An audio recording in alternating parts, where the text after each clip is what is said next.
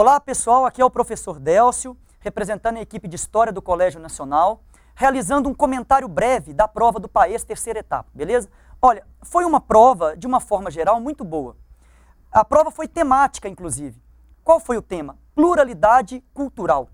Então veja, nós tivemos uma primeira questão abordando a pluralidade cultural dentro do contexto da globalização.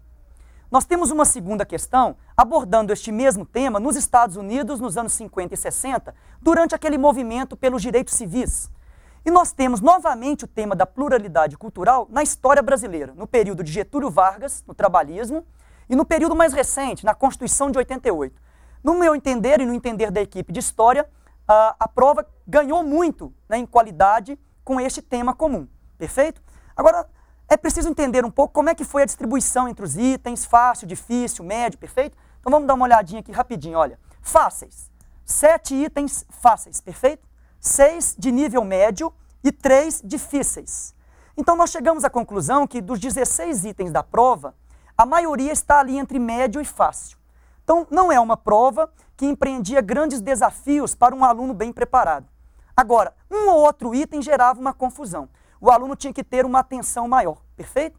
Além disso, outro ponto que é importante destacar é com relação ao diálogo com outras áreas do conhecimento, né? Até que ponto a prova foi muito conteudista, até que ponto ela valorizou a interpretação, perfeito? Olha, nós chegamos à conclusão que 8 itens dos 16 envolvem realmente conteúdo, principalmente nas questões de história do Brasil, sobre o trabalhismo na era Vargas e sobre a Constituição de 88.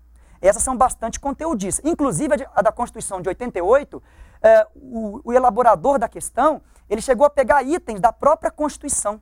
Então, olha, é muito específico isso, perfeito? Nenhuma questão só de interpretação.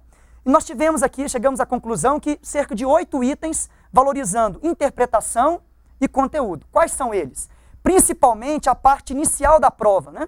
Aquela parte que abordou, por exemplo, o conflito no México, né, na era da globalização, o movimento de resistência nacional. Aí o cara colocou lá uma fotografia e uma charge, perfeito? O aluno tinha que dialogar com a charge, o aluno tinha que dialogar com a fotografia, ele tinha que fazer uma mínima interpretação, inserindo ali um conteúdo, tá certo?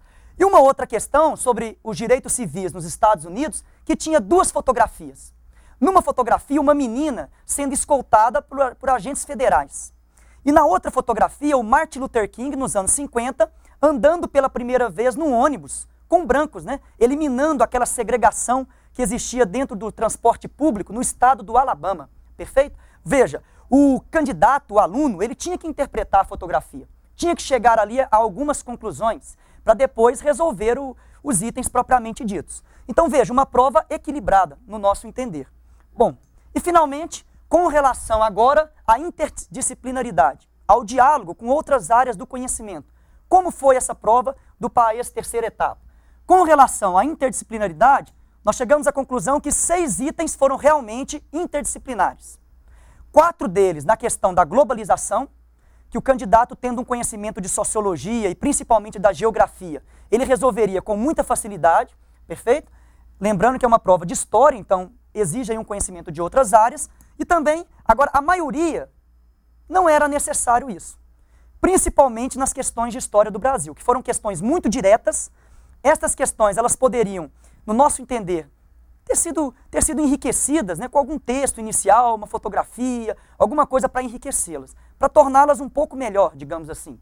Até para valorizar a interdisciplinaridade. Perfeito? É isso aí, muito obrigado. Espero que vocês tenham feito uma boa prova.